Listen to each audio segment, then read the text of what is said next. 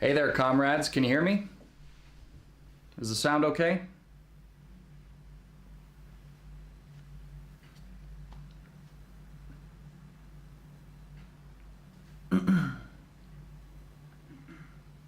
Excellent. Looks like you guys can hear me. About your comment on Beria, I have to be honest, we're not going to really get into him very much. I don't personally know that much about him. And this is kind of, post-collectivization, post-industrialization thing. Of course, we know after Yezhov was sentenced to the death penalty, Beria took over. This is way after collectivization and industrialization, so unfortunately I won't be talking about that today, but there's definitely the possibility that it will be in a future video or a future live when I do some more reading about it. But I'm actually just going to wait another 4 minutes until to let more people file in, since this live does begin at 10:30 Moscow time. And in the meantime, I'm just going to play a song called Warszawianka in German. It's actually the song that plays for the Revolution Report intro. So.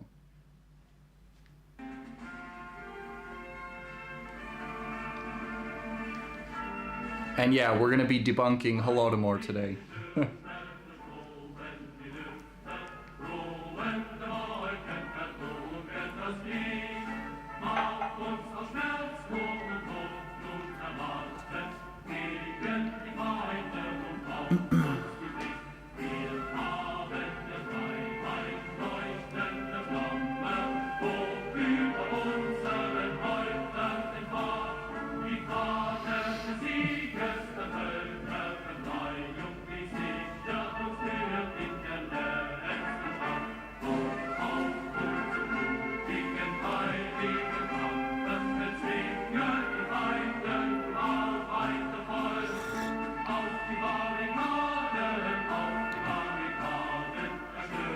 Hello, comrades.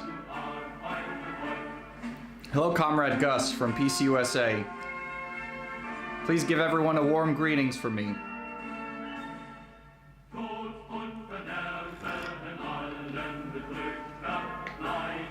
This song that we're listening to right now as we wait, if you weren't here when I announced it at the beginning, it's called Warszawianka, and it's a revolutionary Bolshevik song, and this is the German rendition of it. Personally, it's one of my favorite Soviet songs, and the German rendition is also my favorite, and that's why I put it at the beginning of the Revolution Report intros. So.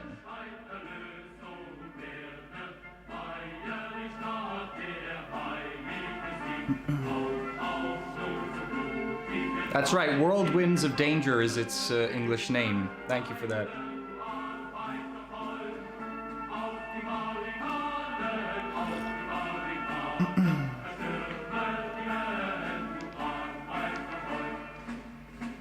We'll just give another 2 minutes for some more viewers to pop in here, and then we'll begin.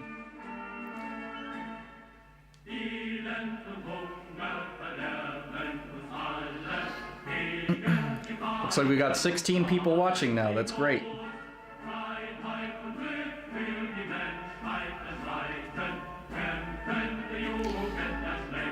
In response to you, Wyatt, I just really look them up on YouTube.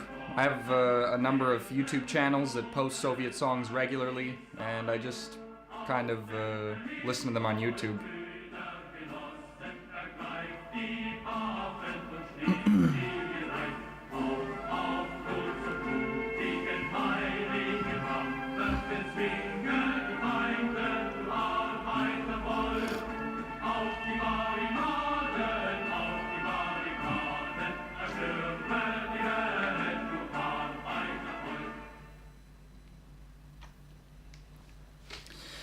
Alright guys, I think I'm going to begin now.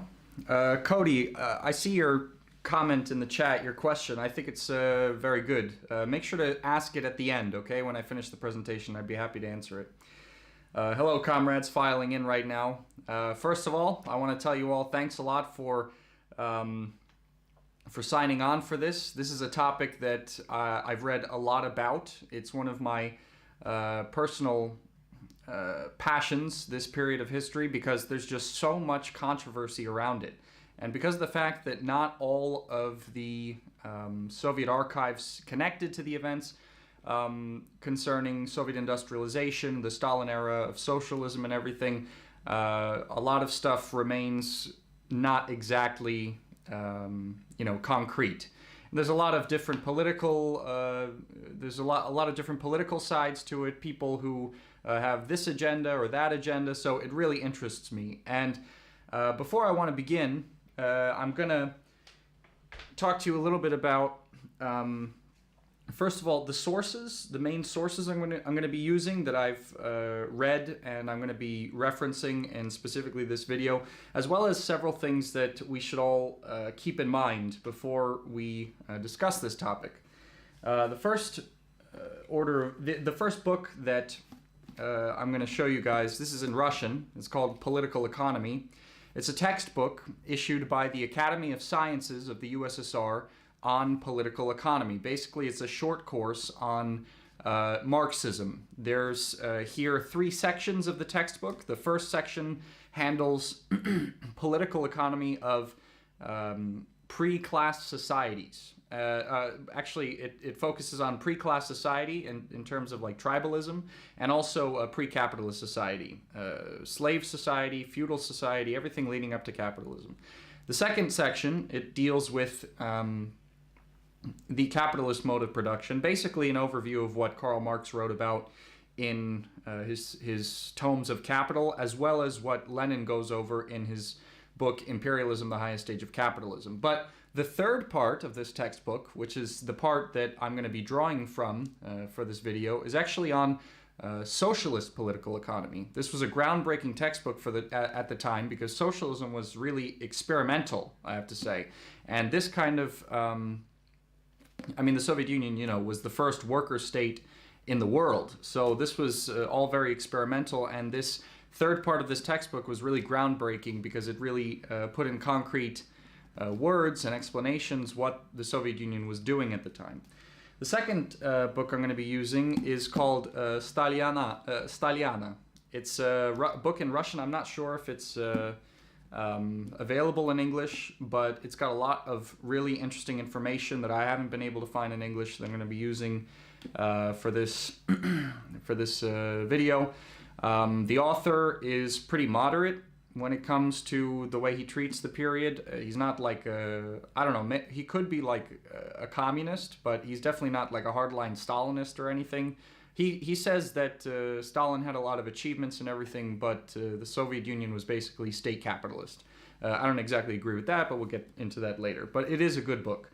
And the third one is Bloodlies by Grover Furr. I'm going to be using this a lot because there's a lot of useful information about collectivization and industrialization that Grover Furr takes directly from Russian sources. And that's useful because, a lot of the information that people who want to actually know the truth about the USSR are looking for is not published in English. And that's why we have to go to historians that actually use Russian sources, reliable Russian sources, not just, hysterical anti-communists and nationalists like Timothy Snyder uses, but people who, use a balance of Russian sources. And believe it or not, I don't know how many of you have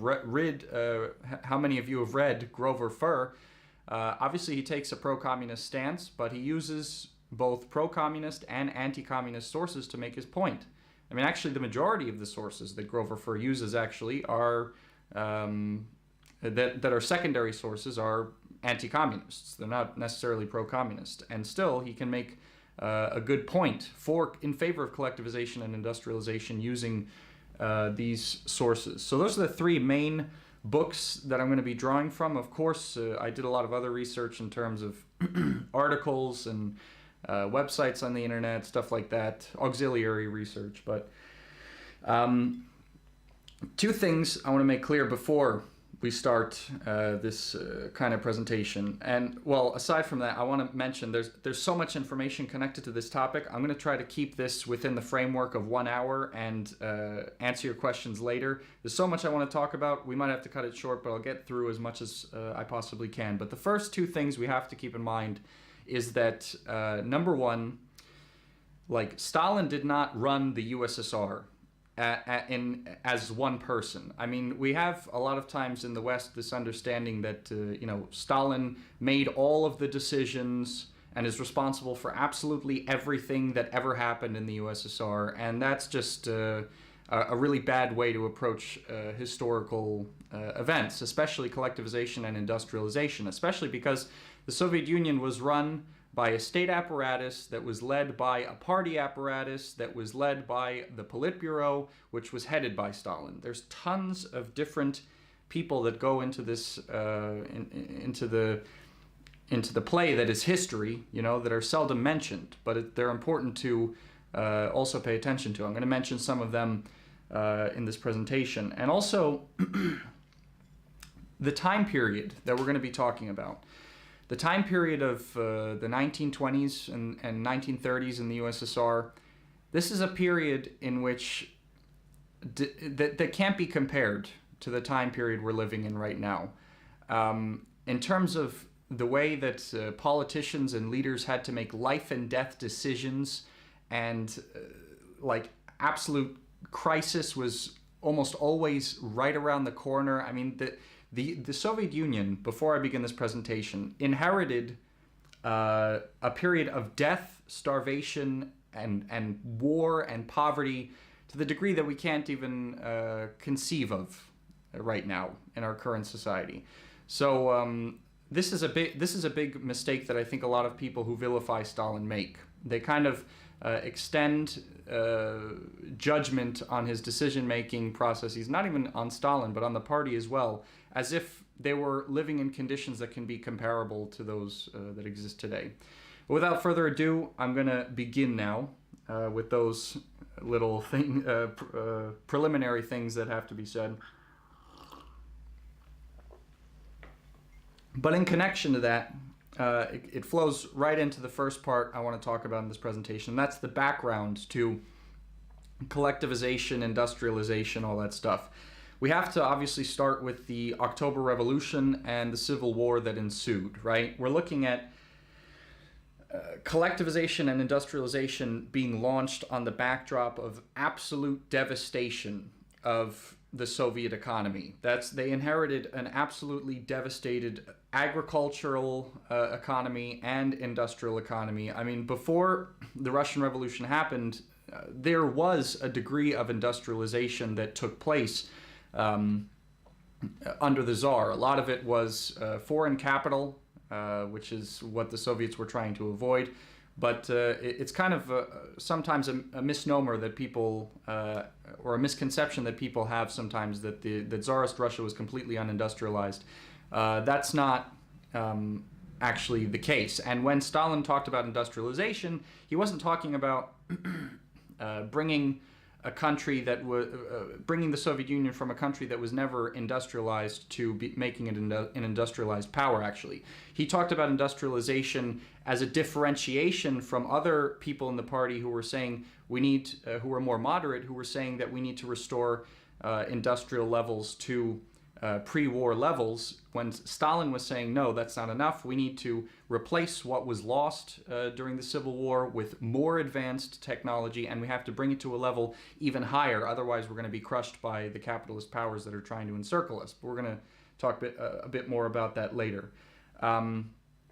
In terms of devastation of the Civil War, I mean, Russia saw during the Civil War a famine, not just Russia, but also the Soviet Union as a whole, a famine that had not been seen in a very long time. I mean, I'm pretty sure I may have read somewhere that it was even the worst famine in modern history in Russia. This was as a result of the Civil War.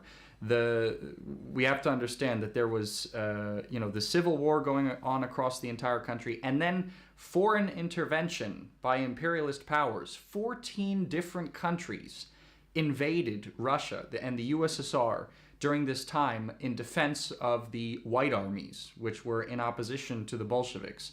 And they helped the White Army, which was carrying out, its white terror, and of course the Red Army was carrying out a red terror as well. I mean, unfortunately, that was just the dark, nasty nature of the Civil War. But as we know, the Bolsheviks came out on top, and after the death of Lenin in 1924, because the Civil War ended in 1922, after the death of Lenin in 1924, a lot of people kind of skip over this really important part of party history. Kind of people think, okay, Lenin died and then Stalin came to power. But there was actually a 4-year period between 1924 and I would say 1928 in which Stalin was kind of behind the scenes. The person who was the de facto leader of the party at the time after Lenin was Nikolai Bukharin. He was also in favor of socialism in one country, which Stalin, made his major policy. For those who don't know what that means, it means, the Marxist-Leninist understanding that socialism can be built in one country, even under encirclement from imperialist powers. Bukharin and Stalin, at the beginning in 1924, saw eye to eye on this. And actually, Bukharin and Stalin both were against rapid industrialization and collectivization at the time. This was actually a Trotskyist position back then.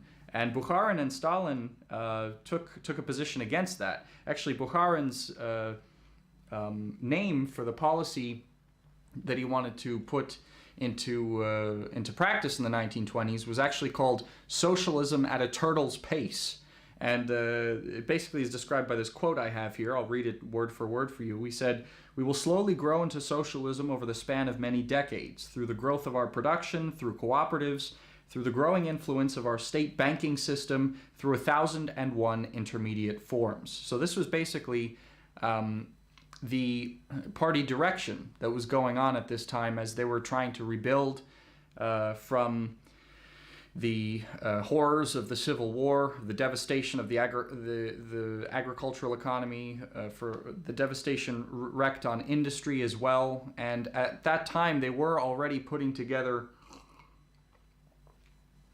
plans for industrialization throughout the 1920s. We're not talking about Stalinist industrialization yet. We're talking about repairing the industrial base throughout the 1920s. And that was actually marked by not very much progress, and there's a lot of different contributors to that. I mean, aside from the fact that this was the kind of first government experimentation with economic planning. It was very disorganized because NEP is going on also at the same time, but I'll explain that in a minute. They were beginning to experiment with economic planning in the 1920s, but it was marred by disorganization as well as actual sabotage. Like, this was not some sort of paranoid, like some sort of creation of paranoia of the communists at the time. Actually, there's real documented sabotage that went on because the Communist Party basically tolerated what they called bourgeois engineers, bourgeois specialists, people who were engineers and experts back in Tsarist times, but they did not have communist convictions. They were still given positions of power within the state apparatus because of their specialist expertise. And this was tolerated for a while, and these people filled these positions because they didn't think that the Bolshevik socialist experiment was going to last very long, and they were just kind of waiting around for Tsarism or capitalism, whatever, to come back. But in the meantime, there were a lot of people who were filling these positions who, by the way, were super antagonistic to the workers back before socialism came to be after the October Revolution. Engineers in factories actually had very privileged positions, and a lot of times they didn't have a problem with the existing status quo back then. And a lot of them ended up committing acts of sabotage to hurt the Soviet economy throughout the 1920s, and they were put on trial for this. It was actually a problem that that held up industrialization throughout the 1920s. And this was also, as I mentioned earlier, the same time that NEP was going on. NEP is the new economic policy, right? This was presented actually by Lenin as a temporary solution to the kind of devastation that I was talking about before, wrought by the Civil War. It was supposed to be a temporary fix until the Soviet government could get back on its feet and agriculture could be restored to an acceptable level. And but it was never meant to be permanent. And basically, what the new economic policy was a kind of agreement between the working class that was then that had come to power in the country and the peasantry, which was reeling from the devastation of the Civil War. This new economic policy, it allowed the peasantry to organize food production on its own. Basically, all it had to do was sell a certain amount of its produce to the government at a fixed rate, and any surplus it could sell in the open market. Basically, all it had to do was it had this obligation that it had to sell a certain amount of food produce to the government at a certain fixed rate that the government sets, so that there's basically a guarantee that cities will be provided with a steady supply of food. This was the new economic policy. And like I said before, the peasants, with whatever surplus they had, they could sell it on the open market, free agricultural market. And the government, the Soviet government, actually set up markets during this time at which the peasants could go and sell their food for market prices. So this was a temporary solution. It, of course, encouraged the development of agriculture out of the basically nothingness that came after the Civil War. But the flip side of that coin is that it increasingly centralized the surplus of the agricultural sector in the hands of the kulaks, which were, of course, agricultural capitalists. For those of you who don't know what that means, they were agricultural capitalists that held the means of production in the agricultural economy.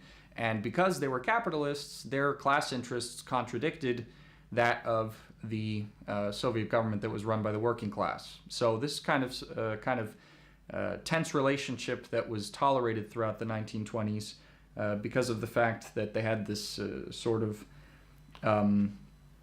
mutual interest in just seeing the economy recover. But this eventually came. This relationship didn't last forever. It eventually came to a head, and it came to a head through crisis, actually. And there's a specific moment called Veliki Перелом, and this is called this in English means the Great Break. And this period, I think, could be categorized between 1927 and 1929. Even though the actual name of this period was taken from an article that Stalin wrote in 1929, it was published, but it really is a good way to describe the period of 1927, 1928, 1929. By Great Break, we're talking about a great break from the past, the break from new economic policy and basically, full speed ahead towards socialism, changing the core social relations of the country. And why did this happen? There's several main reasons. I think the first main one we have to talk about is something called the Soviet grain crisis, and that started in 1927. I would say it's like probably the main thing that created this turning point towards rapid industrialization and collectivization.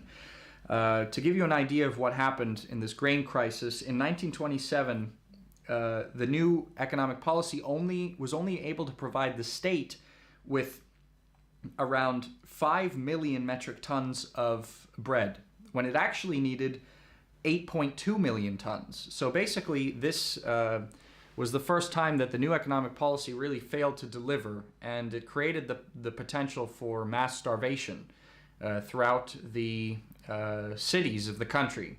And as the country was trying to industrialize, that would have been basically like a death blow to the economy.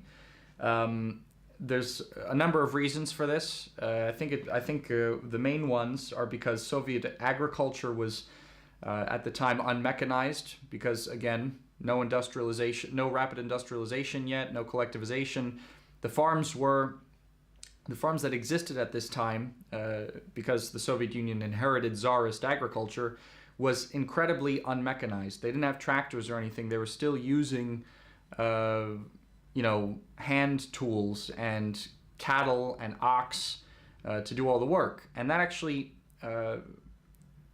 made the problem exponentially worse, because due to the fact that the agriculture was seriously not mechanized, the vast majority of the food output had to be consumed by the agricultural economy itself just to reproduce itself.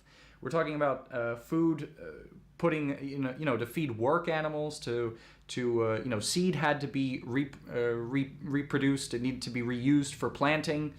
We're talking about just, independent consumption of the farmers that did the farming, as well as feeding the countryside that facilitated the farmers in their work. So by the time all of this was done, the cities of the country didn't get very much. I mean, I can give you an example right here. In 1928, 70.8 million tons out of 73 million tons total of output of bread producing agriculture was consumed in reproduction. So in 1928, 73 million tons of bread was produced, and 70.8 million tons were consumed just by agriculture. So it leaves not even 5 million tons left for the urban population. That's a serious negative aspect of the agriculture at the time.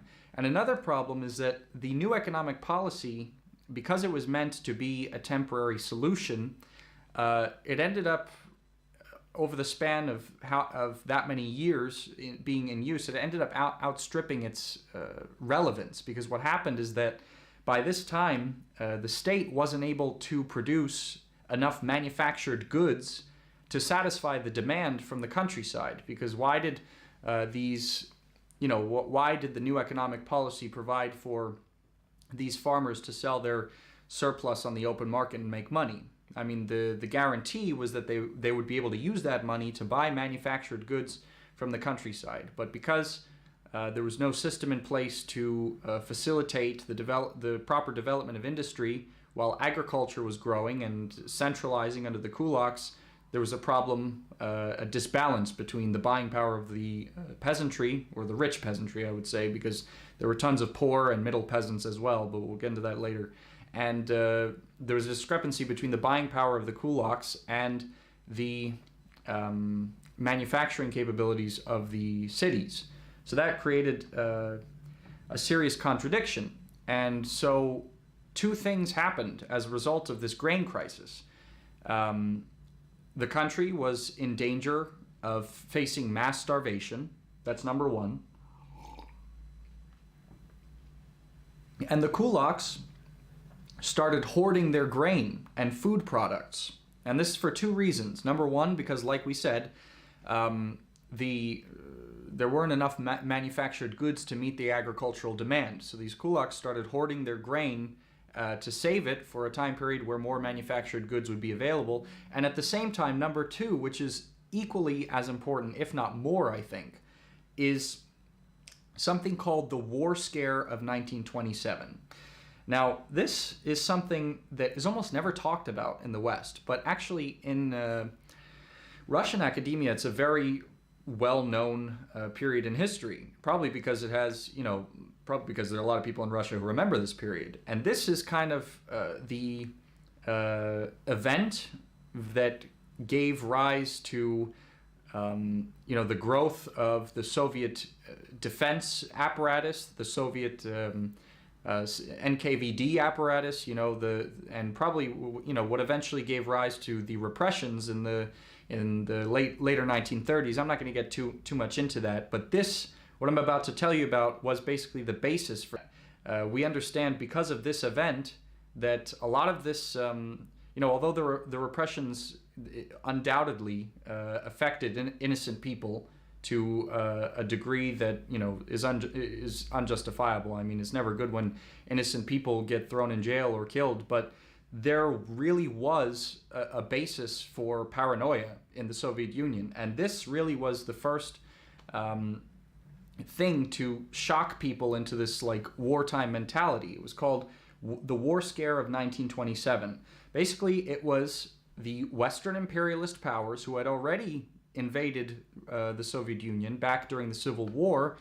It was these imperialist powers basically getting back together and saying, we're going to go at it for another round. The possibility of another invasion by Western imperialism became very real. There's a number of reasons for that. The first one we can look at was the fact that the British Empire was becoming very upset because the Soviet Union started supporting the communists in China, Mao Zedong, who eventually came to power. The USSR was supporting them in the civil war that was going on there, and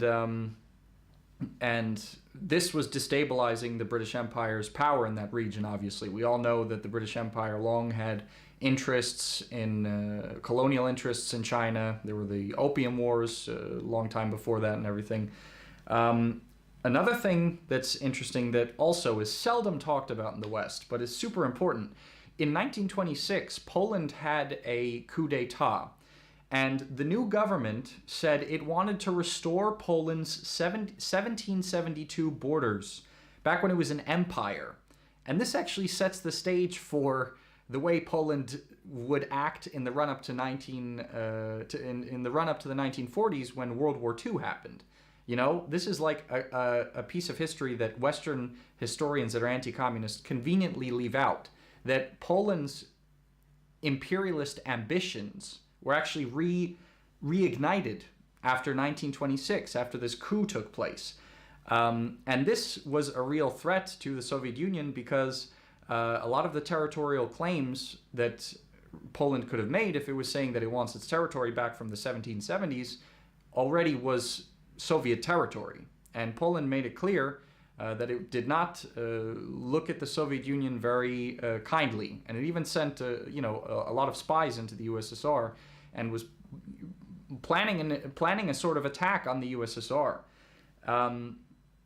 One thing that actually characterized this whole situation as well was in 1927, a year after that coup took place, a Soviet envoy who was in Poland was assassinated by a white army emigre there. So on top of that, there was an alliance of anti-communist forces, anti-communist countries. Finland, Estonia, Latvia, Lithuania, and Romania were basically all poised against the USSR under Poland's lead during this time. Japan also long had its eyes on the Soviet Union's eastern territories, even before the October Revolution. I mean, there's a long history between the Russian Empire even and Japan over that. And at this very time, Japan was refusing to sign a non-aggression pact with Moscow. It was basically looking at the situation in which the British Empire had cut diplomatic and economic relations with the USSR, which was freaking people out at the time. It was basically the precursor to war. Japan was looking at that situation, waiting for its turn to strike. There were also terrorist attacks taking place across the country. These are not like manifestations of communist paranoia. These are documented moments in Soviet history that anyone who reads the archival documents will know. And the craziest thing about this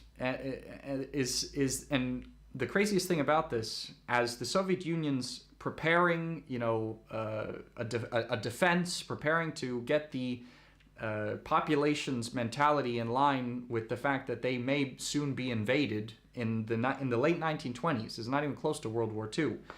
And the Red Army knew that it wasn't capable of defending itself, actually, against that many forces. It was vastly outnumbered. It didn't have an industry behind it.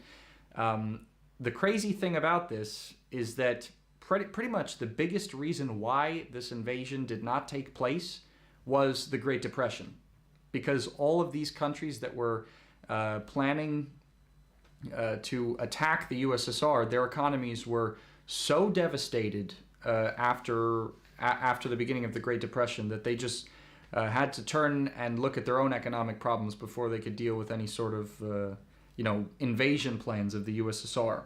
So it's kind of like extremely lucky for the USSR that that the Great Depression took place, because for the capitalist economies the Great Depression was terrible, but for the socialist economy, that was the socialist economy of the Soviet Union, that was not connected to the international financial markets, the international anything in terms of the capitalist economy. This actually marked the beginning of one of the most productive, just one of the most productive periods in Soviet history, and we're going to get into why in a second. But basically, the main conclusions of this period, the main conclusions that put the Soviet Union away from the track of the new economic policy onto the tracks of collectivization and rapid industrialization, were the fact that the new economic policy no longer worked. Again, like I said earlier, Lenin talked about it as a temporary solution, and it had outstripped its usefulness. The second conclusion that we can that was made at this time was that the kulaks just could not facilitate reliable supply of food to the cities. There's a lot of reasons for that. They were technologically backwards. They were, in terms of their interests, I mean, they had an irreconcilable contradiction with the socialist state. They were capitalists. The socialist state was trying to do away with capitalism. And this manifested itself in textbook Marxist class warfare, hoarding grain. They also, when the collective farms were when the state was trying to organize collective farms and state farms, the kulaks also committed terrorist attacks to sabotage these projects. And these collective farms were supposed to benefit the poor and middle peasants that had actually suffered as wage laborers under the kulaks, and people who also, were people who might have had small strips of land, but they were so poor, couldn't afford like tractors or anything to make the land productive, so that they had to work a second job as a wage laborer for the kulaks as well. This was a really unproductive and exploitative agricultural system that was there before.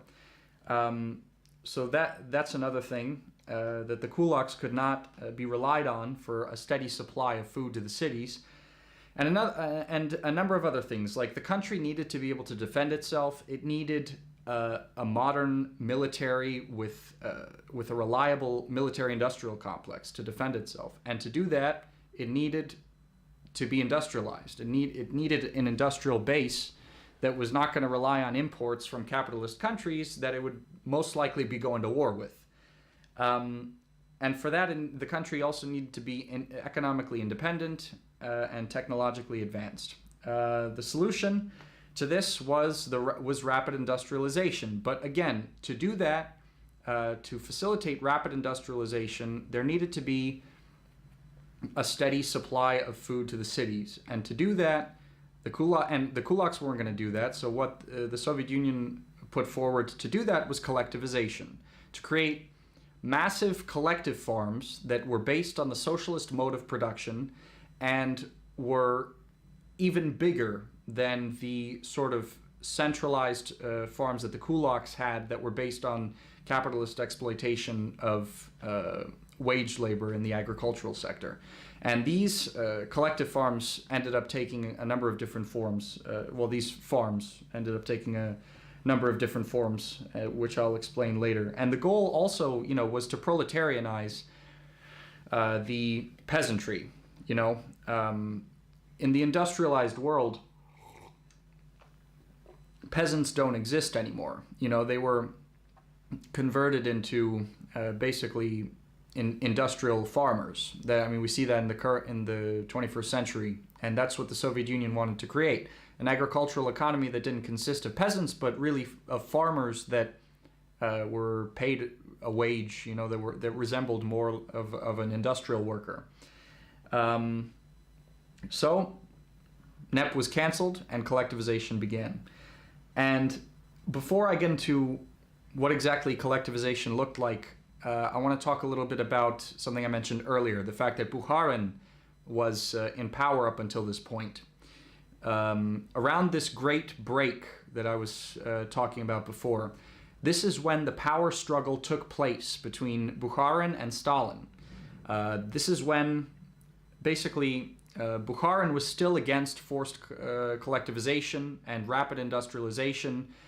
He still denounced them as like sort of Trotskyist lines, but Stalin had switched his position. He said that because of the fact that NEP has proven itself to be, to have outlived itself, and the fact that there are some very serious issues that are confronting the Soviet state, like life and death issues confronting the Soviet state right now, we have to shift gears. We have to go into rapid industrialization and collectivization.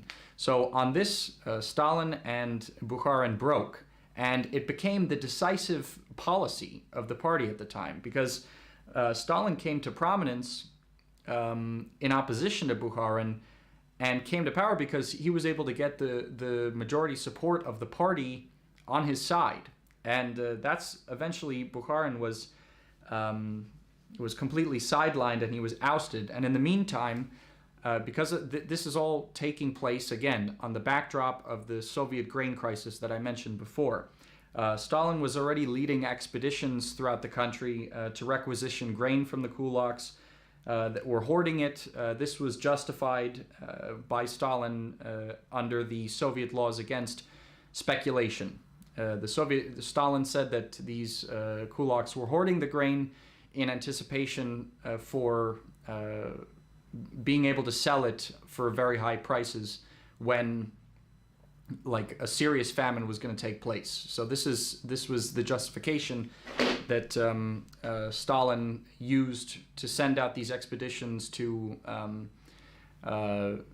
basically requisition grain from these kulaks that were hoarding that, and this is so that's basically the system, and of course it wasn't always pretty, I mean, the kulaks didn't want to give up their grain, and the Soviet government needed that grain to avoid the possibility of mass famine in the cities, So we see a situation that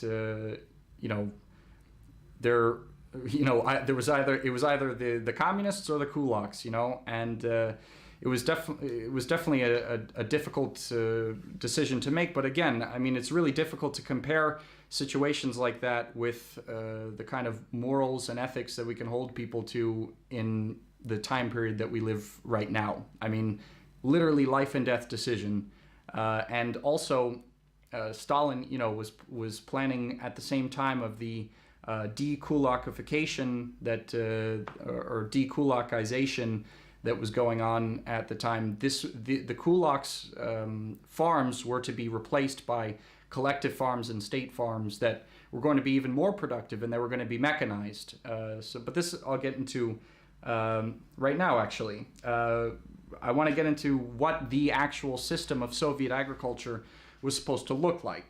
There were basically three main components to socialist agriculture in the Soviet Union. The first one was state farms. These state farms were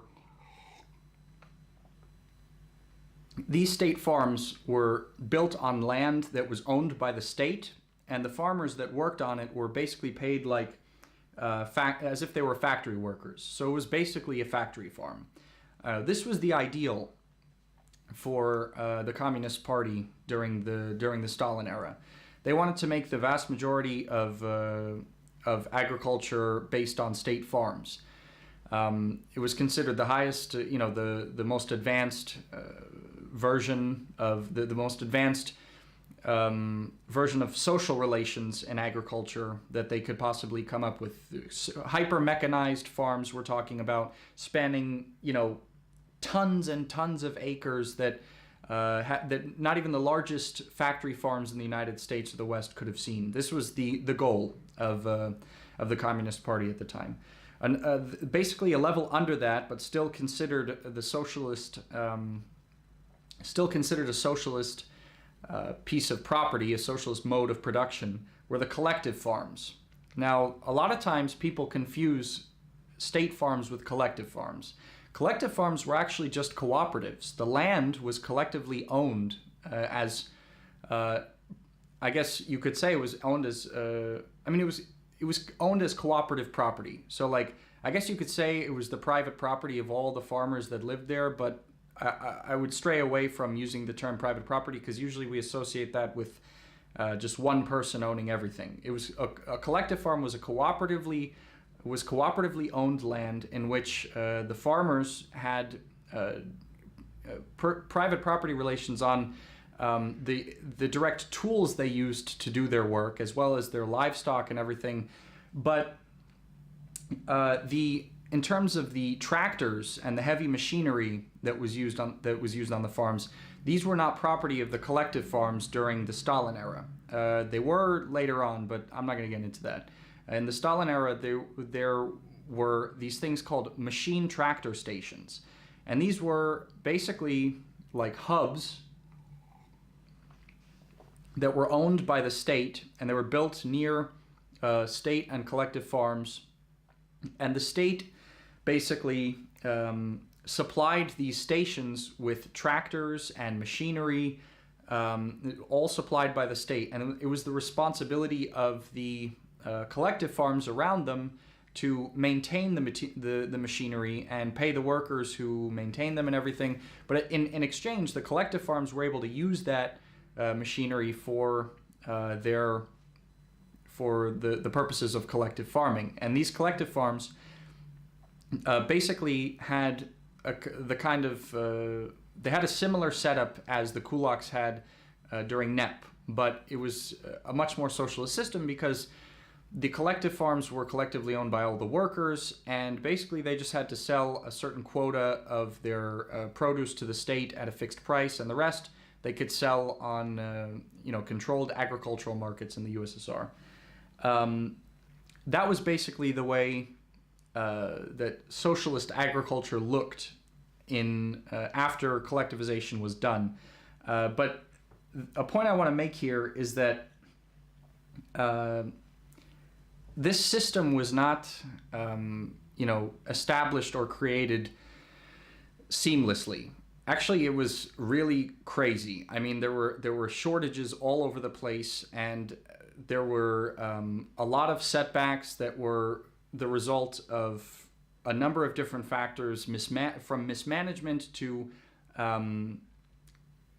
environmental factors that aren't even under the control of humans. And in the kind of event that I think encapsulates the sum of all these contradictions that made collectivization very difficult, I think we can say is the famine that took place in between 1930 and 1933. That was, a terrible famine in which between around 5.7 million people and 8.7 million people died as a result of this famine in the area of the North Caucasus, Kazakhstan, and Ukraine.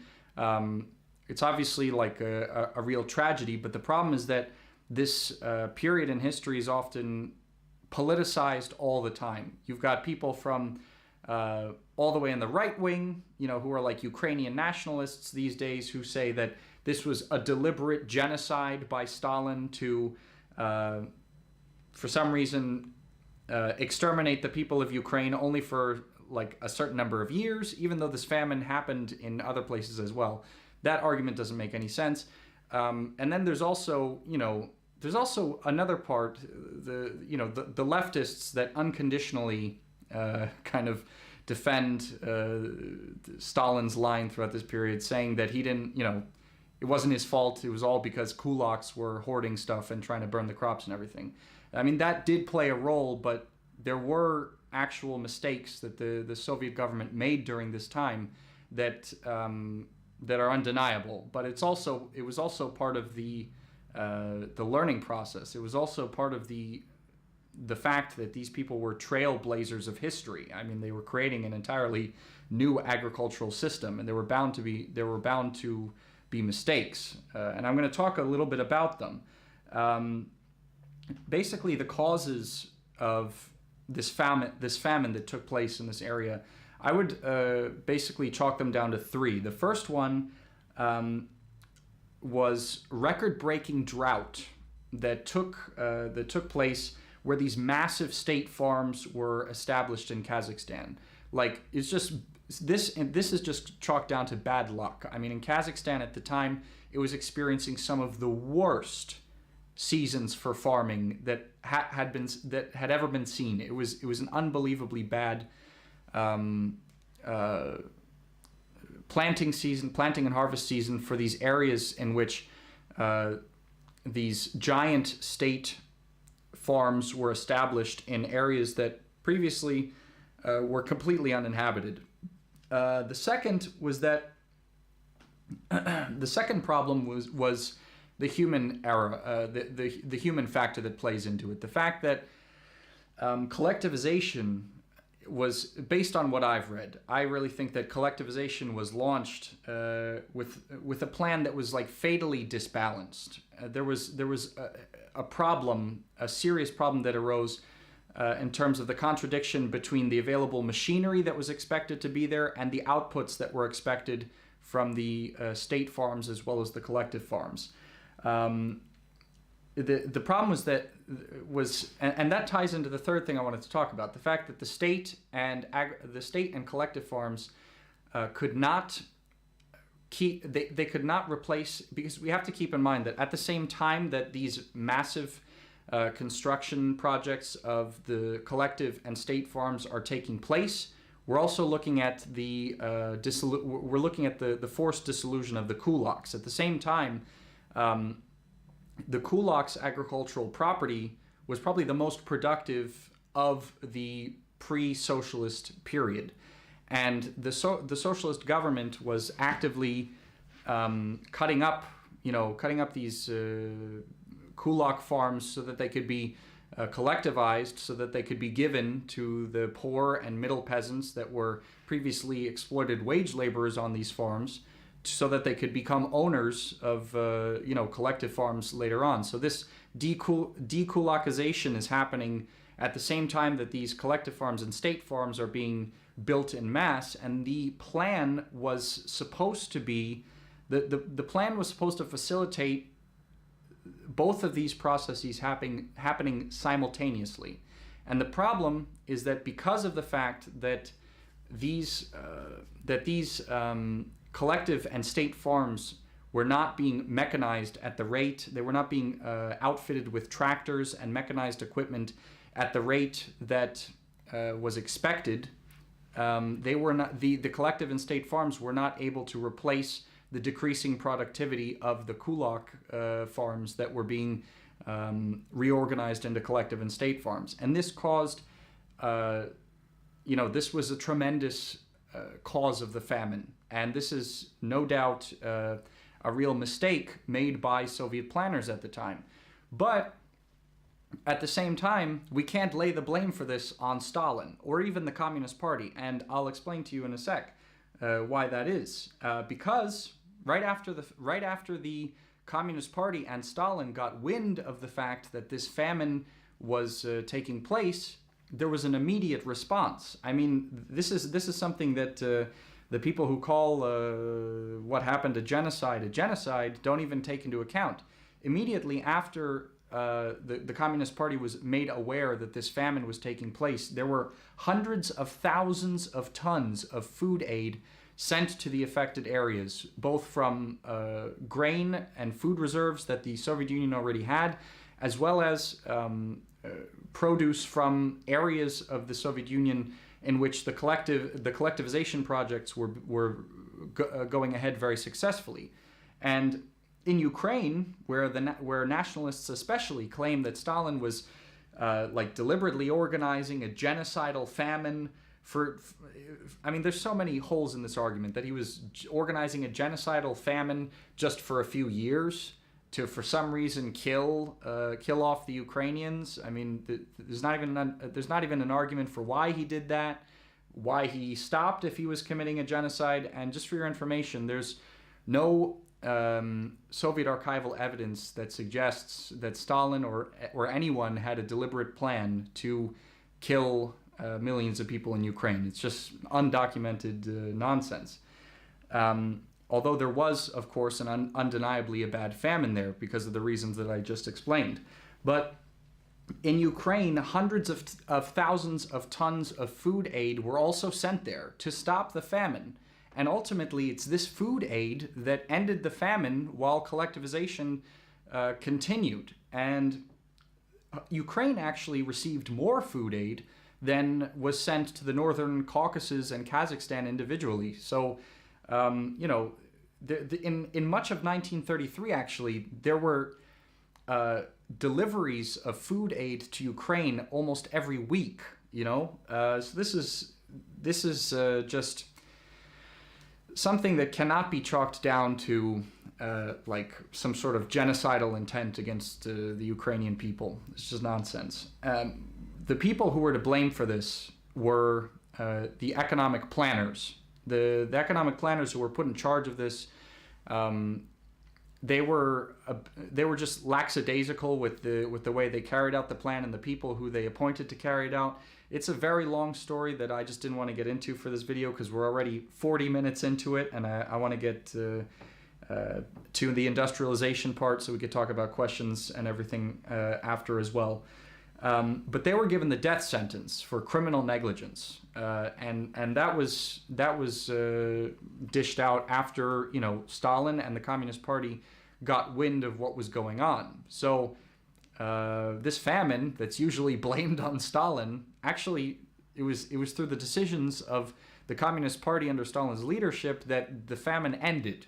That once they got wind of it, so that's what the that's what the documents say. That's what archival evidence says. It's all cited in these books that I showed at the beginning of the live.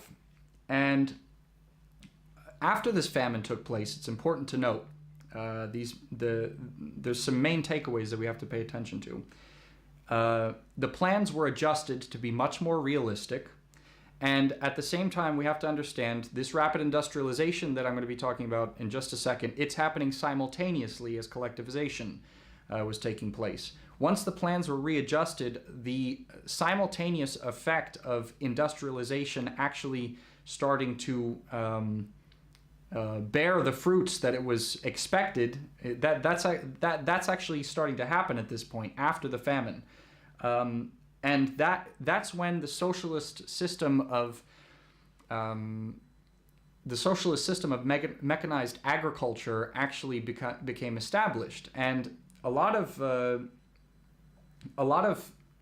anti-communist historians say that collectivization was a failure because of this famine that I said, because of mismanagement. Those things in and of themselves were failures. I mean, but collectivization as a whole, at the end of the day, socialist agriculture was established, and it became very productive for its time. Actually, between the end of collectivization and the beginning of World War II, the USSR had established the steady food supply that it needed, that it expected. Collectivization at the end was actually a success.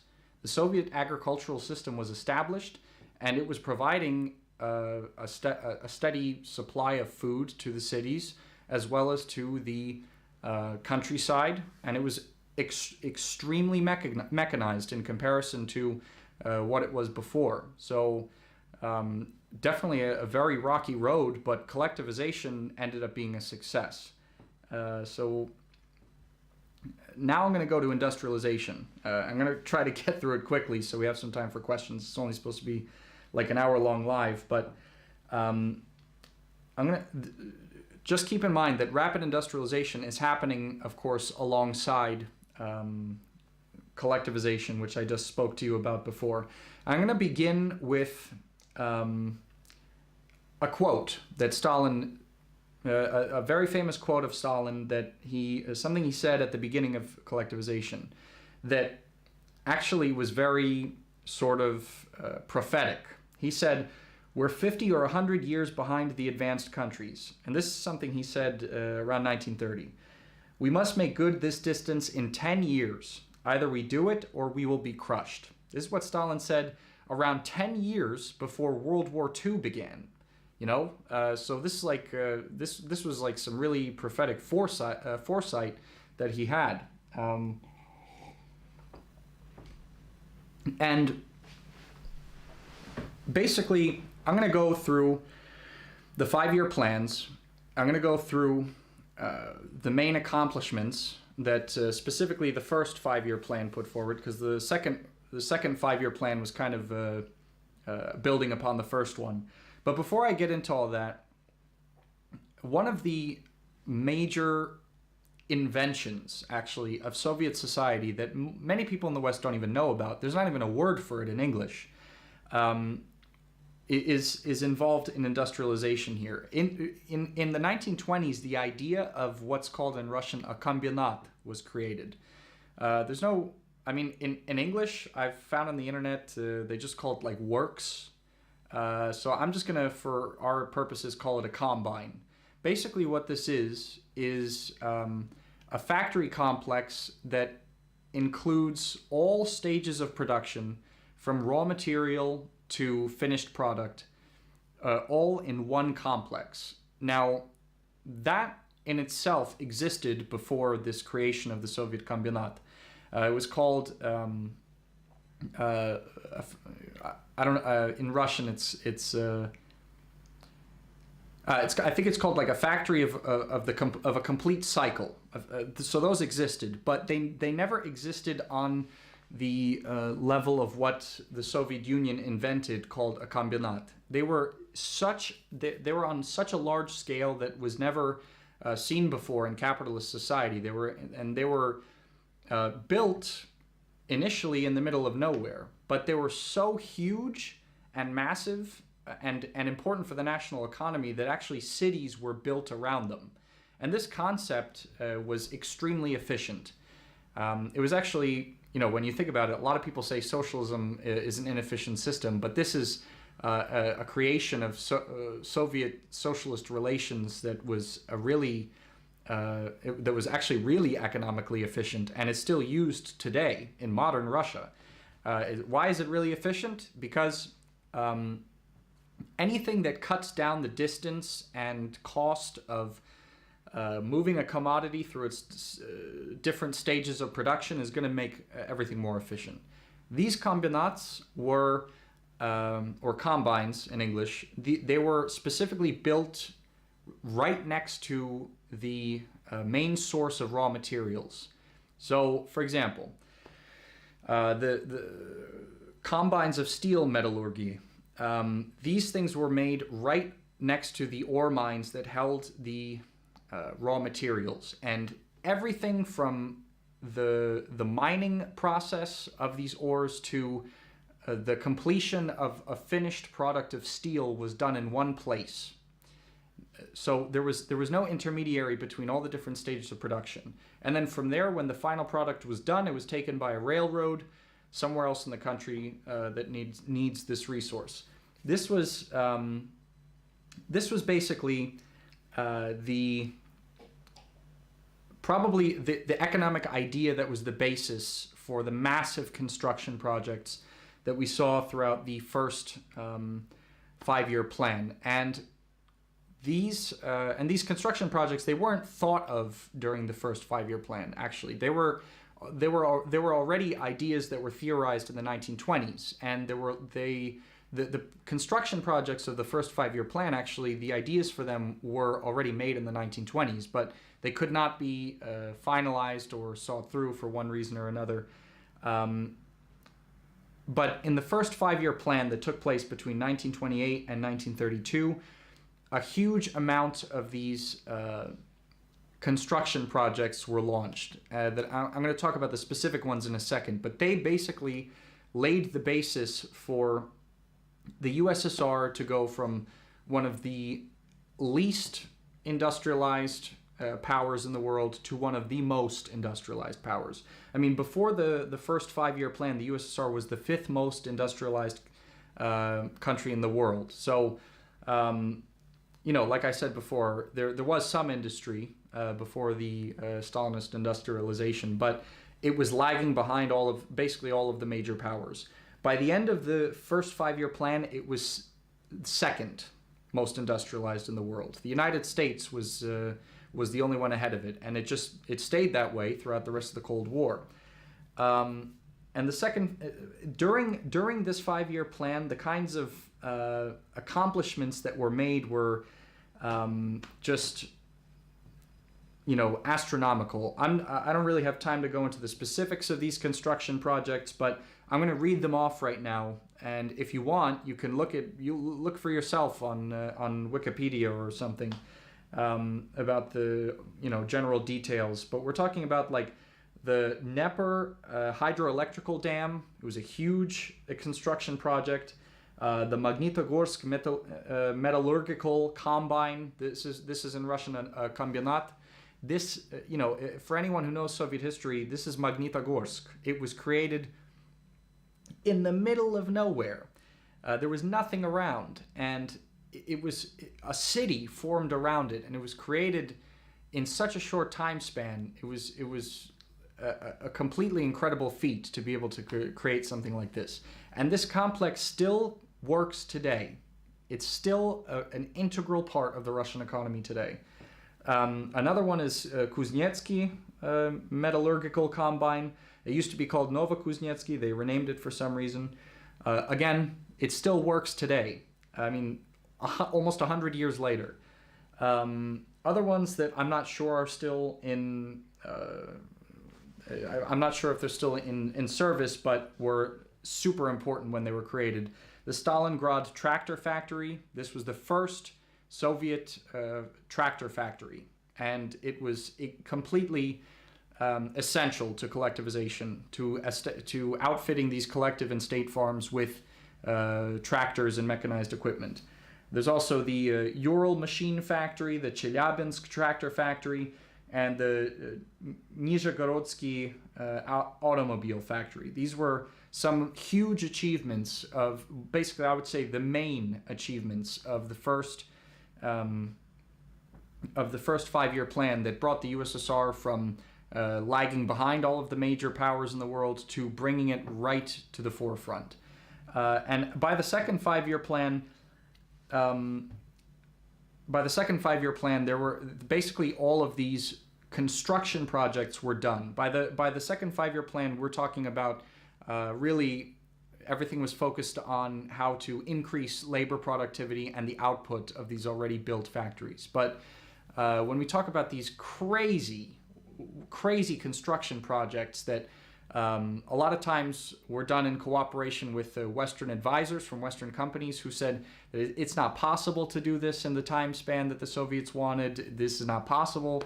They accomplished this, and I mean, how was it accomplished? It was no doubt very difficult work, and I know what people who are anti-communist are going to say. Oh, it was built on prison labor.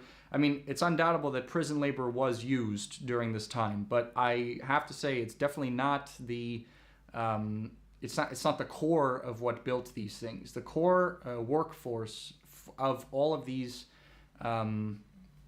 major construction projects during Stalinist industrialization were workers that were brought in from the villages and from other cities that came to move over as well. It was actually, it wasn't prison labor.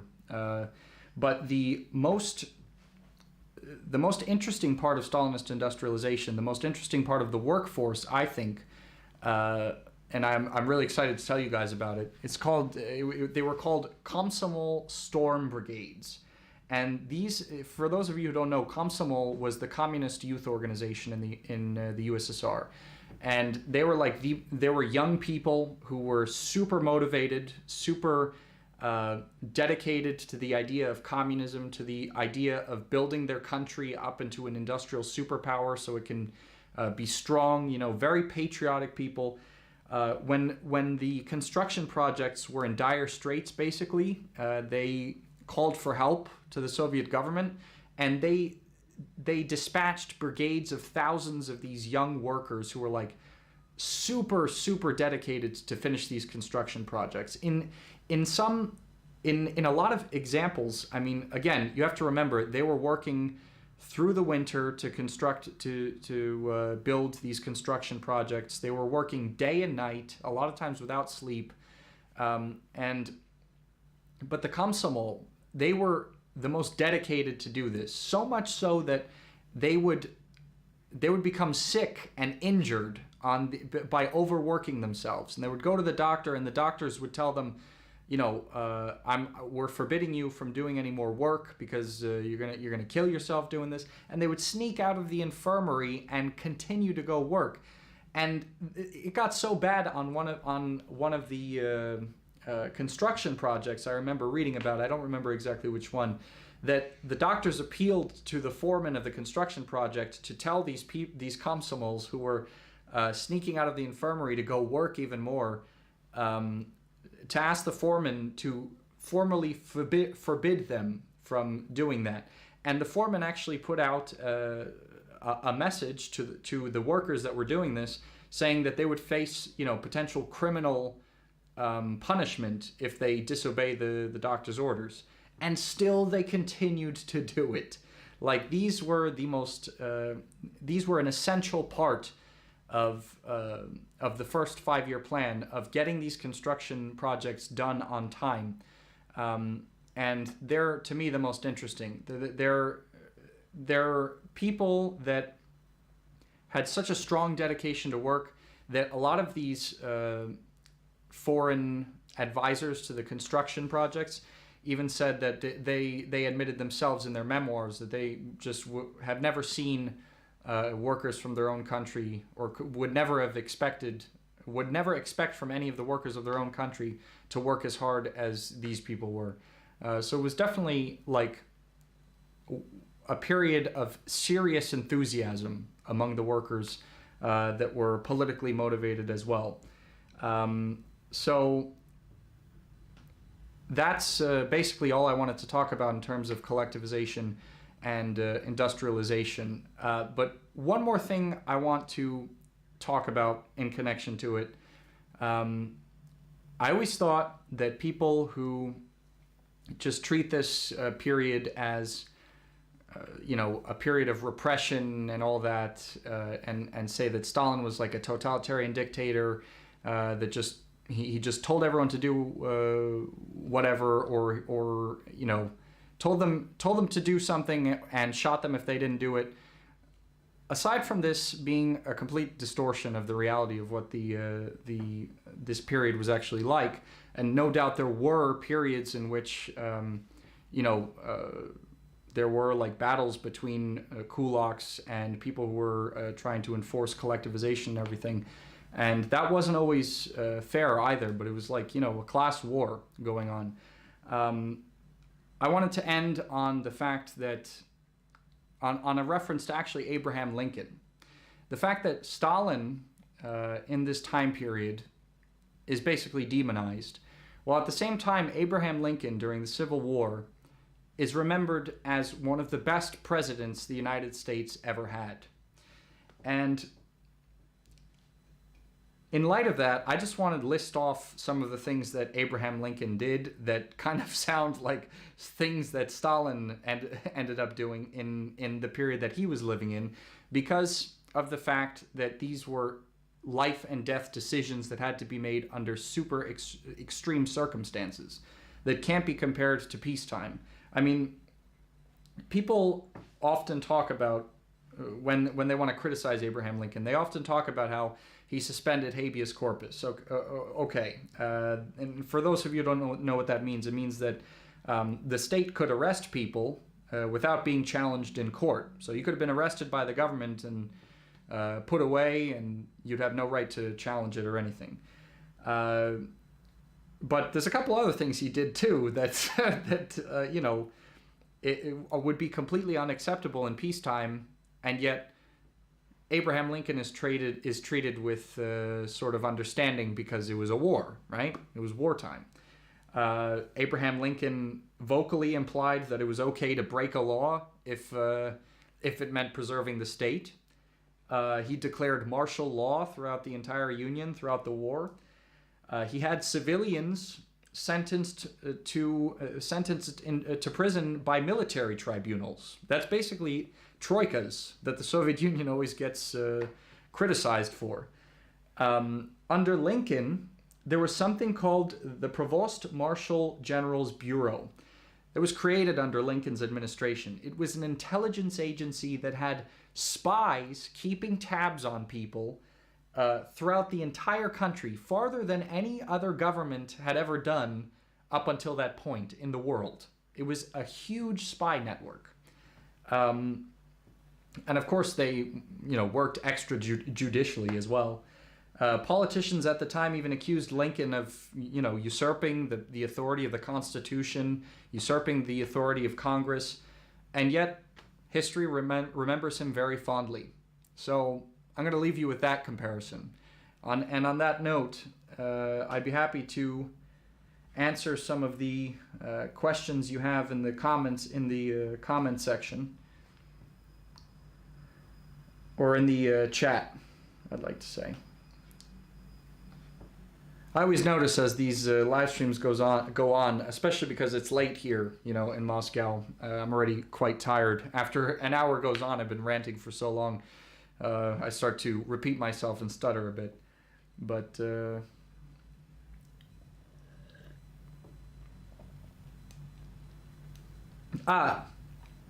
Infinity Ultron, you just brought up something that I forgot to mention about this comparison between Lincoln and Stalin.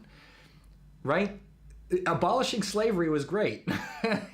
But the fact is that it wasn't gonna happen peacefully, These the people who owned slaves and owned huge plantations were not just gonna give up their slaves. They were not just gonna give up their property out of goodwill to the society. It just wasn't gonna happen. And Abraham Lincoln made the difficult decisions that were necessary to bring society forward.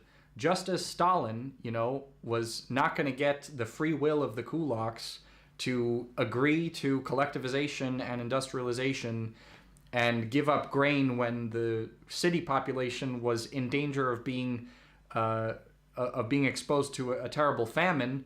The kulaks weren't going to give up that willingly either.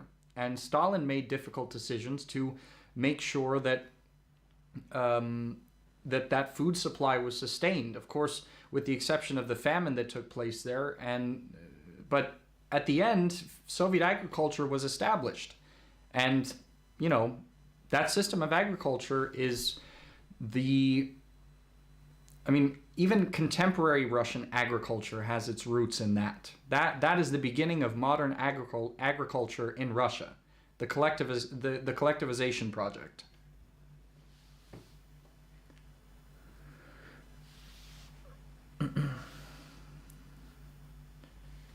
American Bolshevik, you ask, are average Russians aware that there is a large amount of people in the U.S. that stand with Russia?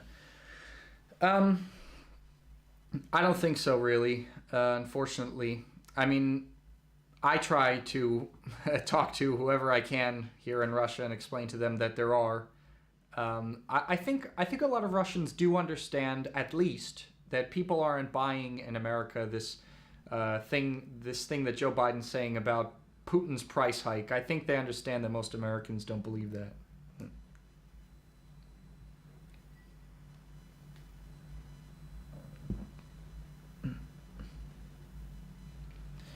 Ronnie Miller says, a big reason for the Civil War wasn't just about keeping slaves, but also expanding it across the new U.S. states and even into Latin America. This is a great point. A great point.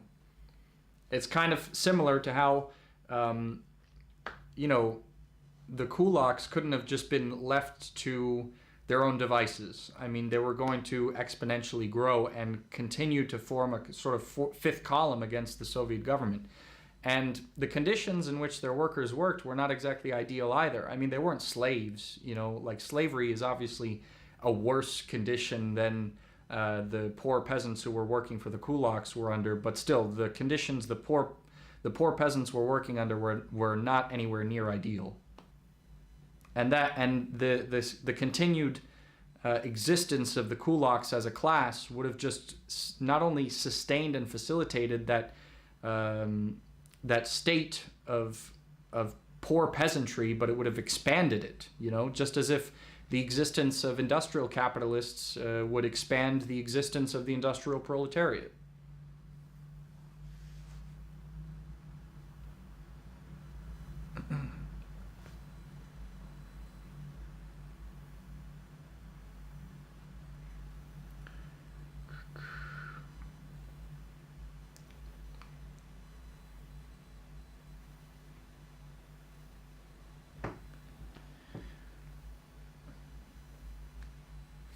All right, well, looks like there aren't any more questions in the chat I see.